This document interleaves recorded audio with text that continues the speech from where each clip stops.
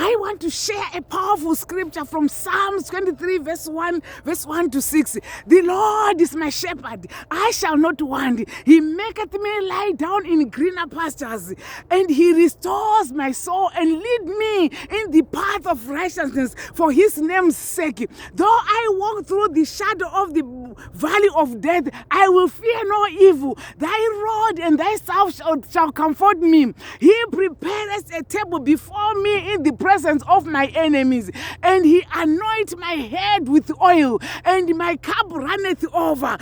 Goodness and mercy shall follow me all the days of my life.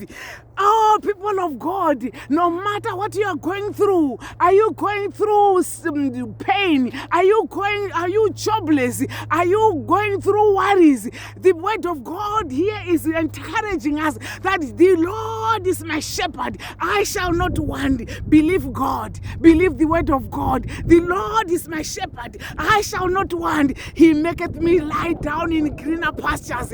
People of God, the word of God here is saying, He is your shepherd. He is your shepherd. No matter what you are going through, no matter your circumstance, the Lord is your shepherd. Go to Psalms 23 and read Psalms 23. He will prepare a table before your enemies. Can you believe? He restores your soul. He will anoint your head with oil, and your cup will run over. So, people of God, I'm encouraging you that the word of God here is saying, the Lord is my shepherd. The Lord is your shepherd. Believe God. Believe the word of God. Believe that God is your shepherd. No matter the circumstances, just believe in him. Just believe in his word. That God, no matter what your circumstances, God is there with you. God is with you in your problems. God is you in your situation. He is your shepherd. He is your shepherd. He will make you lie down in greener pastures.